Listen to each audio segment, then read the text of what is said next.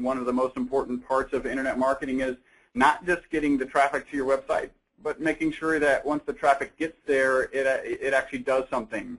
And not really just does something, but does something that you want them to.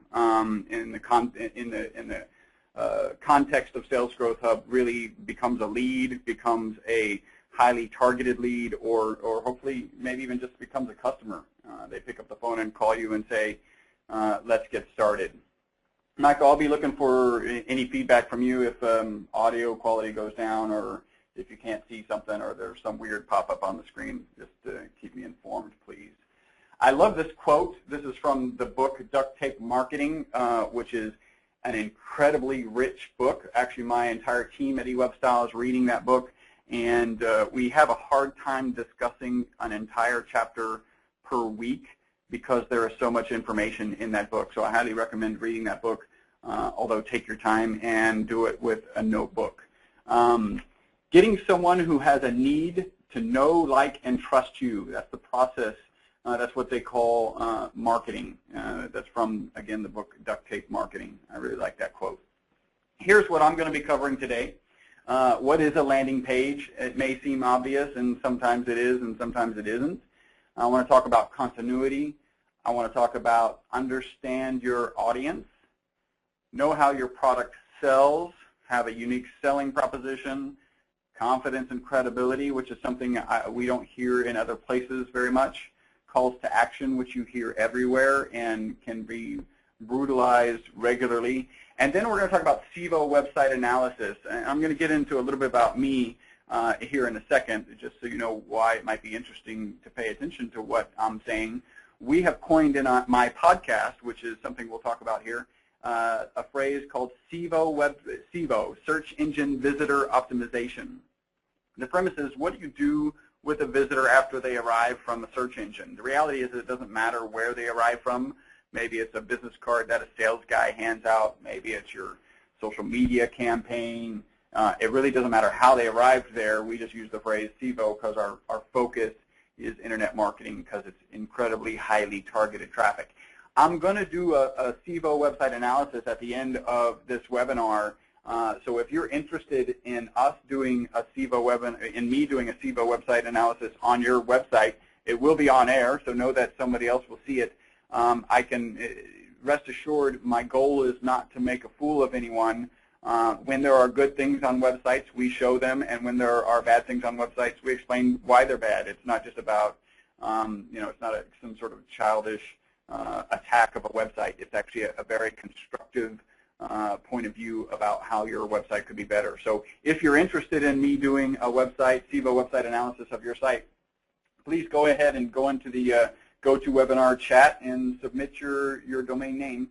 Michael's going to be kind of vetting those, and we'll make a decision as who we want to do. And I might, Michael, if you let me know when somebody submitted one that you think we should tackle today, just let me know, chime in and let me know, or chat me and let me know, so that maybe periodically I'm going to reiterate that people can submit that, and we can do that analysis for them.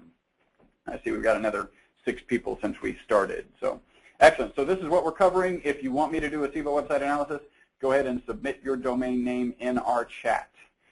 All right, a little bit about me. I've been in Houston since 1983. My dad was in the Air Force. I moved every 2 years. The first company I started is SES Research. It's still up and running. It's a carbon nanomaterial manufacturing here in Houston at Rice University. They discovered fullerenes. My company is the first company that still exists to deliver commercial quantities of that carbon nanomaterial. I'm the father of twins, married for 6 years, and I am the owner and founder of eWebStyle. eWebStyle is an internet marketing agency, like I said, established in 1999, and we happen to be the host of the most popular internet marketing podcast on iTunes. I'll tell you what that means in a bit. You'll notice here at the bottom, it's very easy to get in contact with us, since most of you are probably sitting at a computer, or all of you are sitting at a computer. If you want to, you could like me on Facebook and follow us on Twitter.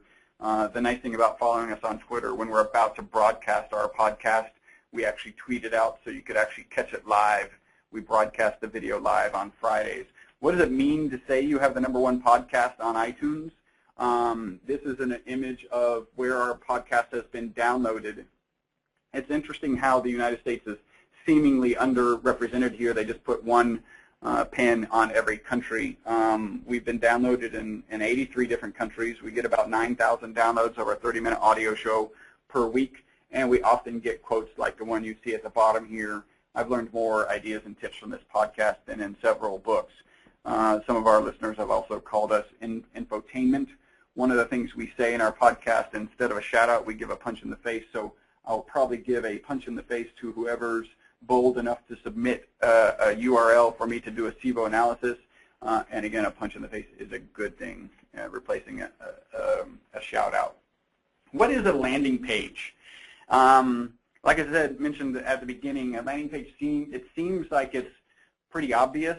Most people think of a landing page in terms of pay-per-click. So if you're going to spend money, and I'm going to assume some level of internet marketing understanding, so pay-per-click and SEO are terms that I hope you guys are aware of. If not, chat with us and let us know so that I can kind of fill in those voids. In fact, I can do that real quick.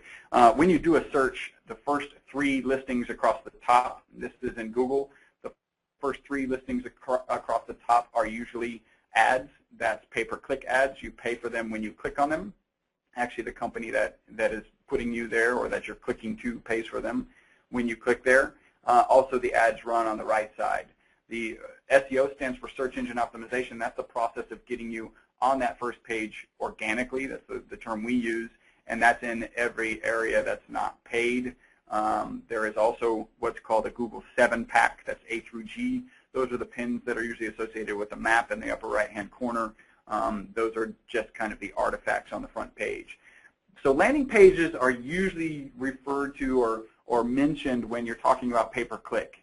And the concept is, I'm willing to spend money to send traffic to this page, so I better spend a whole lot of effort to make sure that page actually accomplishes something. And it's usually not just something, it's usually something particular.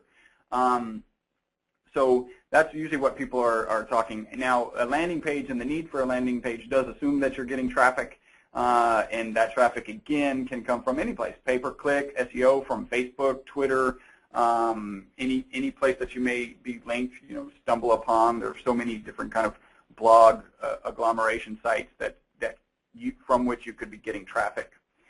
Places that you could get traffic here were listed. You've got G+, which is kind of Google's social. It's not kind of, it is Google's social platform. It's highly important from a search engine optimization perspective. Make sure you're taking appropriate care of your G+ account. It's also responsible for authorship. So when you do a search and sometimes you see images of people who are the authors of a particular citation on that listing or a particular link, that authorship is based on their G+ page. So if you don't have a G+, if you're ever wondering how you could get your image next to an article, you've got to have G+ in place. Facebook, of course, YouTube, maybe at the end of a video you could have a link to your website, and that would take them to a page. LinkedIn, Google, of course, Twitter.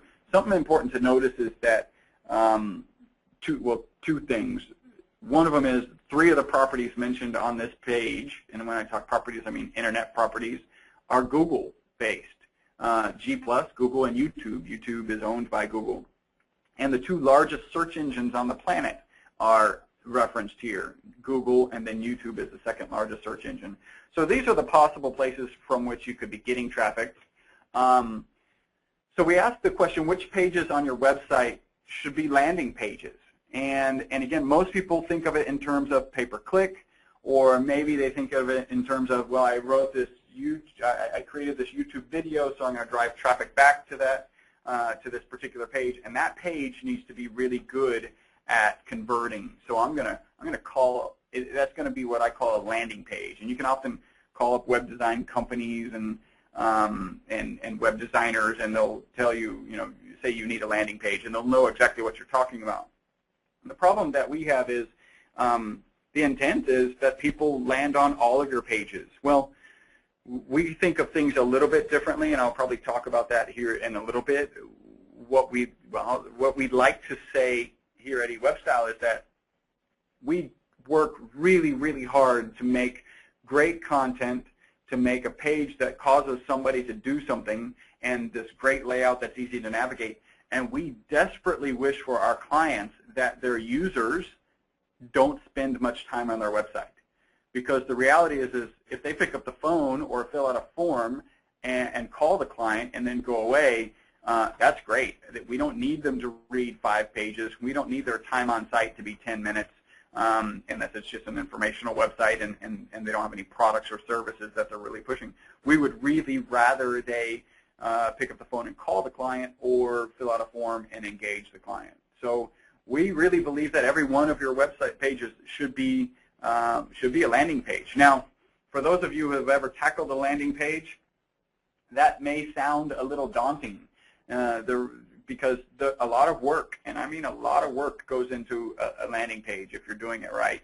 And so what we really are saying is that you should put that kind of work into the rest of your website. In fact, most web design companies will spend a lot of time on the home page and a lot of time on any landing pages that they make, and everything in between is just content. And you guys have all visited the website where it's just a blog, and if it's engaging enough and you decide that you might want to do business with them or reach out to them, you actually have to kind of hunt around to find the contact information or a form or even a newsletter sign up, which is prominent on the home page and prominent on the landing page. We just think that every one of the pages is a landing page, so you need to make those calls to action, the things you want them to do, really, really powerful. I want to talk about the dreaded bounce. Maybe I should say that. The dreaded bounce. So a bounce, if you don't know, is just when somebody comes and visits your website and they visit one page and then they leave. So Google classifies this as a bounce. This is what we in the industry call a bounce. And it's often discussed that you don't want to have bounces on your website, because what that means is probably, most typically, they came to your website, they didn't find what they were looking for, they didn't, and they left, right? Which is typically not what you want. And I wrote up these three things to prevent bounces. And what I'm talking about is that instantaneous bounce that can occur because they glance around and can't find anything. And the 3 things to preventing bounces are continuity, and did I mention continuity? It's kind of like the age-old real estate, location, location, location. In the case of the bounce, it's continuity. Now, what do I mean when I say continuity with respect to a page they landed on? Let's not call it a landing page, but a page on your website.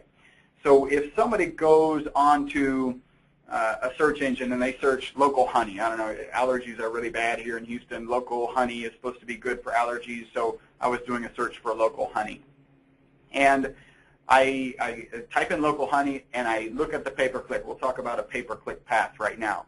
I look at the 3 ads at the top, and one of the things that is going to cause me to look and probably click on the ad is that it actually says local honey. If there are other ads there that are talking about some other aspects of honey or how to make honey or honey something else, honey sandwiches, whatever, I'm probably not going to click those. What I'm going to click through to is something that has continuity. So I do a search for local honey, and I see an ad that mentions local honey, preferably in the title and in the text, and then I click through to that ad. And the worst thing you can do on that particular page, which is the landing page for the scenario, is to not have local honey prominent. In fact, the specific word local honey. So it may be acceptable to have the particular city and make sure that you're only bidding pay-per-click in that particular city. But the reality is, if I know they searched honey and local honey and they clicked on a local honey ad, then I want to show the phrase local honey on that site. You can imagine if I don't see that, or I don't see anything that's prominent, at least my city honey or specifically local honey, then I'm going to bounce. And in the case of pay-per-click, you just wasted the cost of that click. The same really should be true from an SEO perspective, so from organic traffic or even Facebook traffic, Twitter traffic, whatever. If you see a page that has bounces, and those bounces aren't resulting in close, and I'll talk about that in a second, then you want to visit that and really open your eyes from the visitor's perspective. I typed local honey, I landed here for local honey, and I'm not seeing local honey, so I'm going to bounce. My caveat to that is just kind of what I mentioned before. If they come and they pick up the phone, and if we can drive them to pick up the phone quickly enough, and then they leave and never come back, Google will call that a bounce. In your statistics, Google Analytics statistics, it'll show up as a bounce. And we are one of the few companies out there that says that, you know what, a high bounce rate in some instances is really good. In fact, in the instance where they're calling you, it probably couldn't be better, depending on your goal. So next important thing to include in your landing pages is make sure you understand your audience. And this really comes from a perspective of, what do I have on that page? What information is there, and does it communicate to my audience? And oops, that's the wrong direction. And if we look at what age are they? What sex are they? Are they professional, blue collar? Are they urban? Are they urban? Can you use slang? Should you use slang? Well, probably not if you're selling legal services. Can you cater to women if your product is focused on women? Of course you can. Can you cater to men if your product is focused on men? Of course you can, and you probably should. One thing that I think is really powerful to understand your audience, sometimes people ask, well, what is my audience? How do I figure out my audience? And from a marketing perspective, and then ultimately a sales perspective, your audience is exactly who your current client base is. Spend time understanding who your client base is, your current client base, because they're in fact exactly what you're looking for and exactly how you want to market to. They were at one point not customers, and they are now customers, and you would like to find a lot more people like them, people who are currently not customers and eventually become customers. So make sure you're doing surveys with your existing customer base to understand your audience. And then make sure you, again, pull back and look at your website in general, your landing page specifically, to make sure that it's addressing the particular audience. Here's a situation where I might have very similar content and different landing pages. If I had a campaign that was targeting a particular sex, which you can easily do with Facebook, or a particular profession, and it was the same product profession level, you might have different content on those two different pages. And so those would be kind of landing pages of the same, really selling the same thing or trying to accomplish the exact same thing, and totally laid out different, maybe different imaging and different text. All right, next, know the product, how your product sells. Hopefully you know the product that you sell. Make sure you understand how your product sells. And this really stood out for us for one of our projects. We were actually struggling. Our focus is actually to create business for the clients. We say that having a pretty website and having lots of traffic to that website is never enough. You actually have to create business for the client. We actually have to create business for our clients. So we've got this client. We've made a page. At the time, it was actually a landing page. And that landing page was short and mimicked some of the other landing pages that we were having great success with.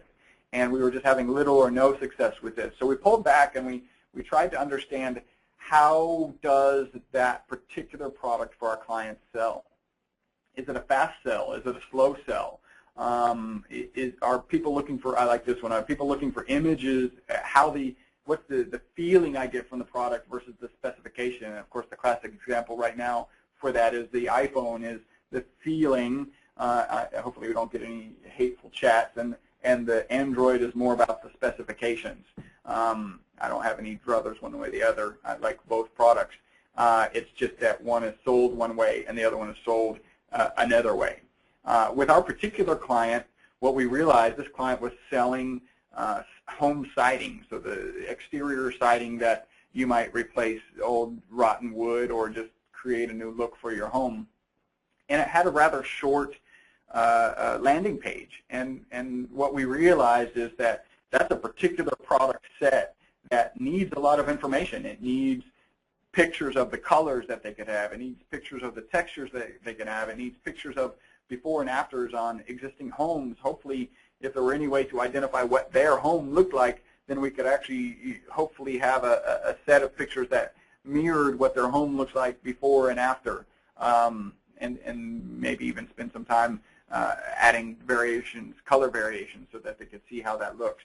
So what we realized is that it's a slower close. It takes more information, and the sales process for that company was a lot longer. You know, you look at a plumbing service or an air conditioning service, especially here in Houston. That's a real quick. Maybe these users are visiting 3 pages, and the first page that pops for them, they pick up the phone and call, or they call all 3 just to find out what the travel charge is, and they take action.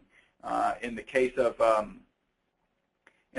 siding, they need a lot more information, and there's a longer process. And so, make sure you know how your product sells, and make sure that your landing page is really focused on understands that and makes use of that. If it's a quick process, then your page can be quicker, and you can throw a lot more small things at them.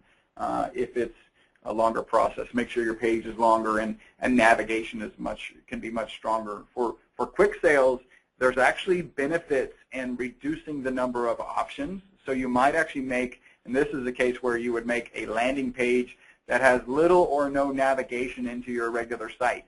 You would only want to do this with very, very quick sales. You wouldn't want to do it with anything that requires a lot of reading, a lot of follow-up. But the opposite is true if you've got a longer sales cycle. You need to have links. People are going to want to read. They're going to want to see more information. So know how your product sells. All right, we're going to talk about the 3 threes. I don't even know if that's a good phrase for this. This is USP, CCP, and CTA. My guess is that most of you have, at some point or another, seen USP and CTA and are wondering what CCP is. And we'll get into that. Really, it's the USP is unique selling proposition. CCP is confidence and credibility pieces. And CTA are your calls to action. So let's talk about those. Unique selling proposition. Why should somebody want to do business with you? What's unique about your business? Do you offer something that other businesses don't? Do you offer it in a way that they don't? Do you offer a pay process that others don't? What is it that's unique about you that can both draw attention and help to close the deal? And I've got some examples here you guys have all seen before. We deliver fresh hot pizza to your door in 30 minutes or less. That's, of course, Domino's, or it's free. They don't do the 30 minutes or less anymore. I don't know why. But that was a great, unique selling proposition. And it wasn't that the pizzas were unique. It was that the delivery was guaranteed, and that guarantee was actually unique. Absolutely, positively has to be there overnight. We all know that. And the reality is that that's a unique selling proposition that resonates with people. That's something that, I mean, that tagline and USP will be with us probably forever, at least in the advertising industry, if not everywhere else. Something else that I'm going to throw in there that's not next on the list is sometimes 24/7. The fact that you're available 24 hours a day, 7 days a week is a unique selling proposition. And it can be a very valuable selling proposition for things like a locksmith or a plumber or an AC repair company, at least here in Houston where it gets so hot. The fact that I'm locked out of my car and I visit your website and you promptly display on your landing page the fact that you're open 24/7 and that phone number is 2 things. One, that's probably a bounce, but a good bounce, and it's unique. If somebody else isn't, it doesn't have 24/7, then they're losing out in that particular opportunity. The next is we always sell for less. I don't remember what company it is that does this. I love the quote with respect to selling on price that is in, again, duct tape marketing. It says you should never sell on price because there will always be some other business owner willing to go out of business faster than you. So you should really come up with a unique selling proposition that's different than price. All right, so next. hopefully this is all going out there and everyone's seeing it. I'm not seeing any chats. I don't know if I have to make some setting change on my chat in order to see what's going on, if anything is. If we haven't received any, remember at the end of this webinar I'm going to do a SEVO, Search Engine Visitor Optimization website analysis. So I'll pull up a website of somebody who submits their domain name and do an analysis on that. So excellent. Next is CCP. Like I said, most of you probably haven't heard of this. And we really came up with this because there are a number of things in different industries that certainly cannot be qualified as unique selling propositions and are really important. So what I would say is, let's go on to the next slide here. I may have moved my mouse. So really what the CCP does is answer, why should I have confidence to do business with you? And I'm just going to jump right into these because these are all pretty good. So Better Business Bureau is an example of, in certain industries like plumbing and air conditioning, it may be somewhat of a USP. It also is almost required. Like for the general population, they often won't do business with somebody who's not BBB. So we throw it in the category of not unique selling proposition, but in the category of a confidence and credibility piece. This is certainly true when we're talking about a board-certified physician, right? You want your physicians to be legally licensed to practice. So it's not a unique selling proposition. It's scary if you live in a place where it is a unique selling proposition. So it's really a confidence and credibility piece. Again, licensed attorney is going to fall in that same situation. There are situations where credentials actually may be a unique selling proposition. I often meet with companies who install a particular type of product, and they're the only licensed individual in the state of Texas or the licensed individual in the city of Houston who is licensed to install that property or carry that moniker.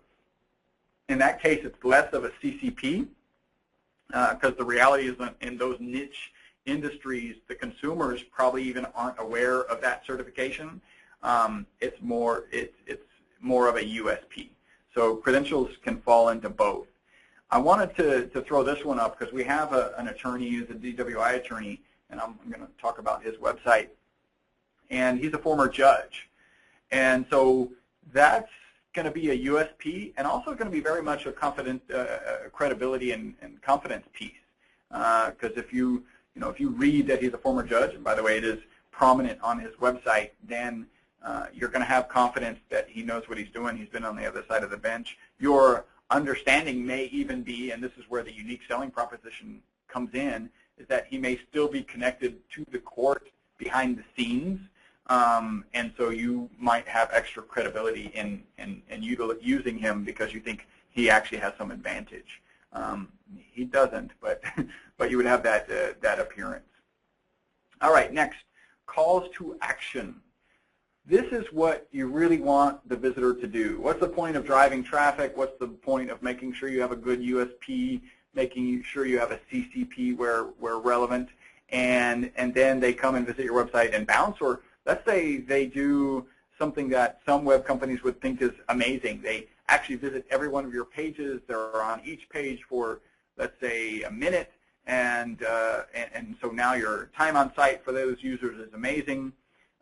Their pages viewed is amazing, but at the end of the day, they're not doing anything. They're not contacting you. They're not calling you. They're not filling out a form.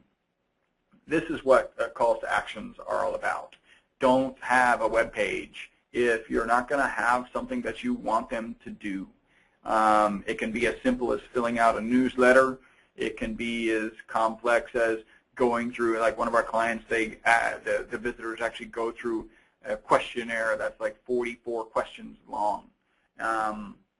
We actually have a surprisingly good close ratio on them, and it's about 30% of the people who visit the website actually go through that entire process. So calls to action are important, and calls to action, you want to keep them simple, you want to keep them bold. Just call and then the phone number is not good. Call for consultation, call for free consultation, although we're seeing that a lot. So, you want to look for something that's slightly different. I think I've got a list of them. Funny, I just said don't put call. Call with some extra. Call for immediate response, and make sure your phone number is prominent there. Also, I haven't worked this into this particular webinar. Mobile is incredibly important. Make sure that when somebody lands on a page, one of your web pages, they have access to two things. This does depend on your type of business. If it's an e-commerce, then these are certainly significantly less relevant. Well, the first one is very relevant. You want to make sure that you have a one-click call, so your phone number is prominent, and if they click it, it will call. That's just paramount. Whether you do that with responsive design, what's called responsive design, or whether you do that with just having a mobile version, either way you do it, just make sure that that works. The other one is directions, and not that many people visit us here at our office, but often people who are looking on a mobile device, looking up our company, are maybe on their way here. So we want to make sure that we're giving them what they're most likely to want quickly. And the third thing that I would make sure you have is access to the full site, because some people just like to use the full site. Other things that we might want them to do are fill out a form. Now, in the concept of the bounce, it's easy to understand that a call can result in a bounce, and that's a good thing.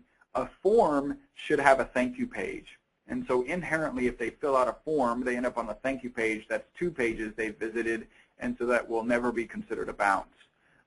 Things that you might want them to do, for which you might use a form, are like a newsletter, a white paper. These are really strong reasons for people to fill out and to get into your drip marketing campaign. And so there's a lot of members of Sales Growth Hub who can really help you on drip campaigns, and then how do you follow up with people with using a good solid customer records management system or customer relations management system, and then making sure that you've got a process in place so that if they get a white paper, 3 things to be careful of with your local plumber, and so now they're in your sales queue and they're being contacted, and your salespeople are instructed to follow up on a regular basis. There's lots of people who can handle that inside of Sales Growth Hub. And then a consultation, an immediate consultation, a free consultation, a consultation about your legal case.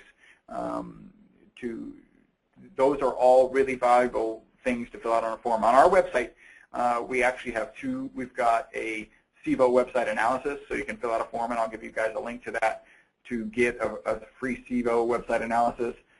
And you can just fill, actually 3, so you can fill out for a proposal. So just send us your details and we'll put together a proposal for you, or you can join our newsletter. So we actually take advantage of most of those. Maybe your CTA is to purchase. So if you're an e-commerce website, you really want to make sure that that your processes, your CTA, strongly steer people towards purchasing.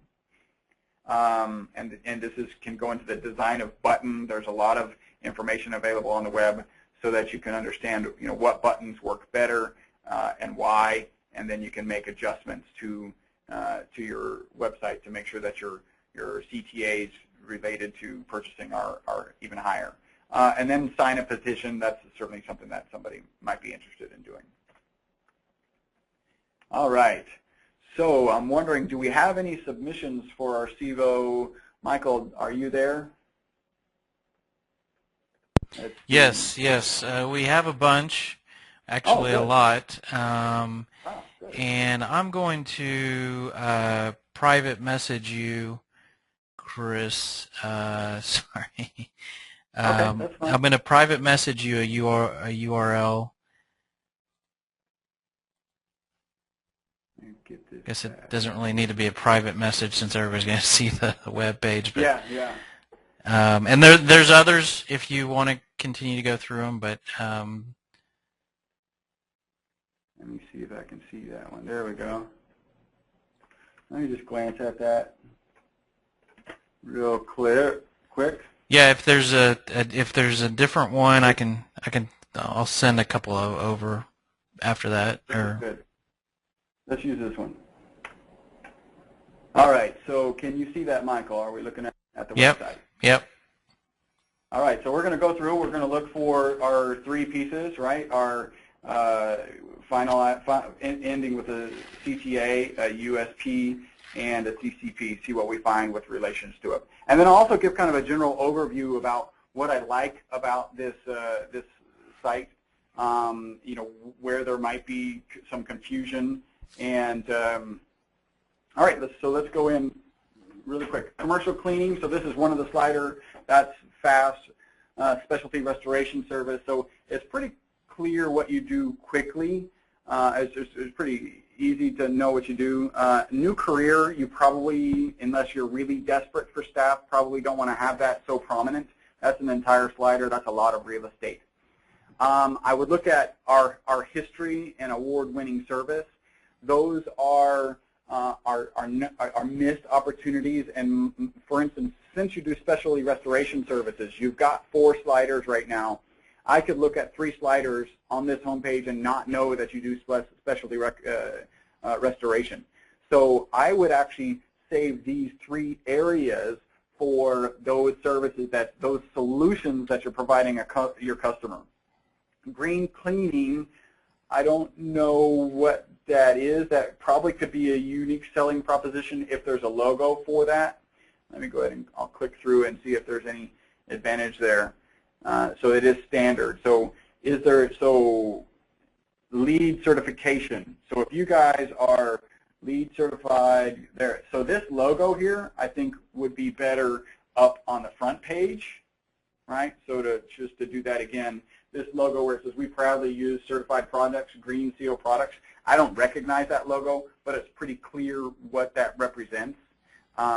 I would want to have that on the home page pretty prominently, maybe up here, maybe shrink Mr. Clean a little bit. Really, it seems to me that green cleaning, especially because of the spelling, is a continuation of Mr. Clean. So it's not as focused on the fact that your cleaning is done in a green manner. So I think that these 3 pieces here, our story, award-winning service, and green cleaning, really should be focused on your service.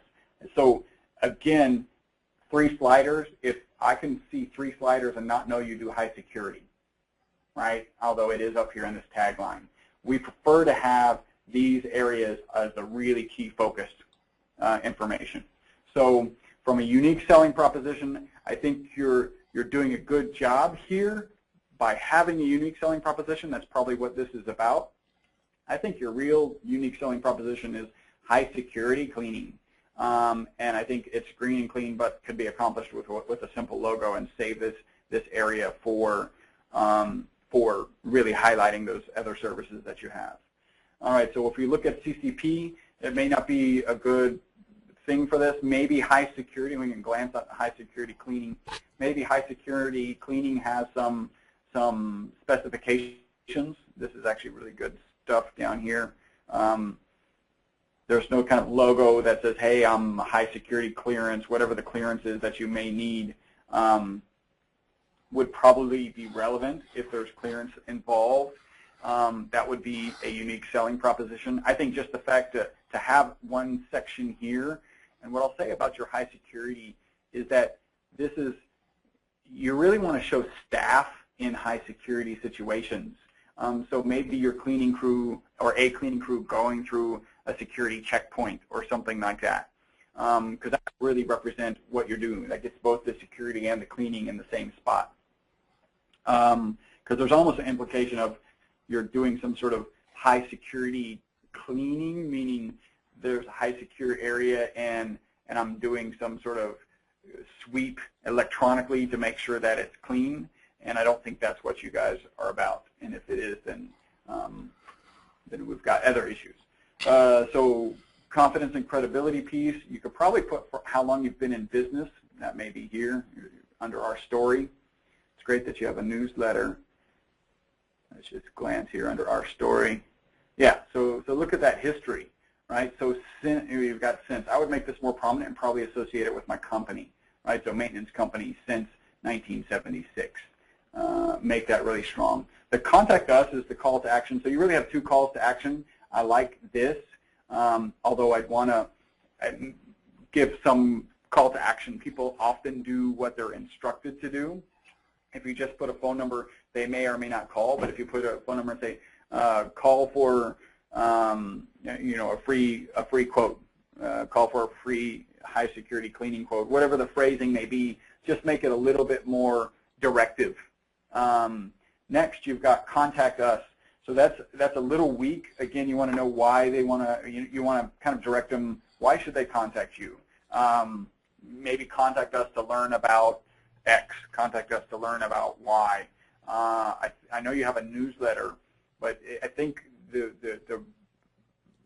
you could have some really nice white papers about reasons people need to use a cleaning company that is certified or understands the distinctions necessary in order to do high security cleaning. Hopefully that made sense. And so you could get a white paper why high security cleaning shouldn't be done by anyone else or whatever that may be. And then the contact us should be just a little bit more dynamic. Another thing we do with forms, and this really isn't a USP, CCP, or CTA, it's really kind of a how do we get people to submit. The more information that they have to submit on a form, the less likely they are going to submit it. So if there's any information that you don't need, and you see how you have name required and email required, I would probably pull zip code out of there entirely. I might make phone required and probably get rid of this drop down, because at the end of the day, your sales staff, it's kind of nice to know and it's not required, but any field that's in a form causes people to submit it less frequently. The other thing we like to do is actually take this text, and this will probably work, and put it inside of there and then get rid of it. And I'm sure you all have seen the form where that's true, and we have that on most of our forms, and certainly on all of our forms moving forward.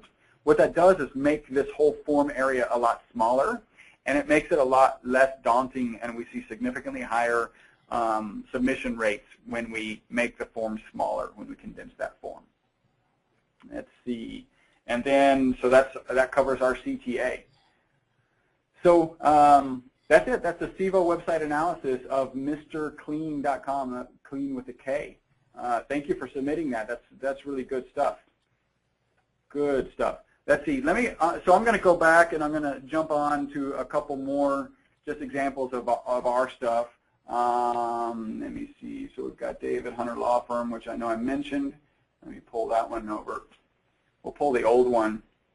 This is actually a website that we've worked on a little bit. The work we did was really focused on these boxes, and it just hasn't been getting the kind of results that we want. So we're actually in the middle of redesigning this. This is part of our internet marketing process. If things aren't turning into business, then we work on the traffic and we work on the actual website to figure out how we can make it convert into business. So you can see that he's a former Fort Bend judge. It's just really messy, and so we wanted to clean it up. And so this is the new design. One of the things we often recommend is that you have people, I mentioned it in Mr. Clean, that having people and images, people, even if you sell a rock solid product, like let's say you sell cranes, in your mind as a crane salesperson, you're selling the crane. The reality is the people who procure the crane probably never even deal with the crane. The only thing with regard to the crane is they want it to be there and they want it to not break. But what they actually deal with is your staff. They deal with people. So when I'm dealing with a company, when we're portraying a company, we really want them to see people. So we've actually incorporated more people into this in situations where it's relevant, and simplified it, and now we have our targets, right? So we're really hoping that people with a DWI don't get lost. The form, see how you have built into the form right here is the name, just like I said. The message, we've gone back and forth. We ultimately decided to have a message because we actually had people who would skip this form and go to the contact us so that they could write out a long message. So that was just trial and error on this particular case. I promise you that's not typical. It just happens to be the case with attorneys. So you can see all the differences that we have here. Former judge, again, is there. Call 24 hours a day. Again, better than just call. and a potential unique selling proposition. How many attorneys can you call 24 hours a day? Maybe more than you'd want to is the answer to that question. Let me close that. We've got another one. How much time do we have? Let's see. All right, so it looks like we have another 8 minutes. Michael, did you maybe want to do another SIBO analysis for somebody tuned into the webinar? Or? Yeah. Let's. I'm going to send you one. Check it out and see if it works. In the meantime, I'll go ahead and pull this one. This is the first version of or the live version of a company called. No, it's not live. It's the one that we just replaced. It's called MeFlow. And at the same time, I'm pulling up this other website. So this is just a mess. I don't know that I need to go into too much. They do look credible because they have this. Since 1951 is good. That's credible.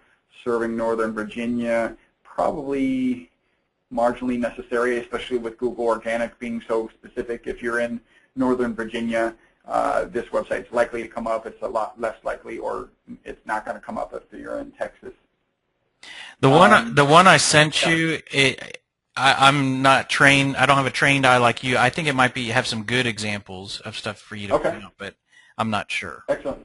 And what I'll do is I'll just throw in MeFlow real quick. That's the new version, and this is live.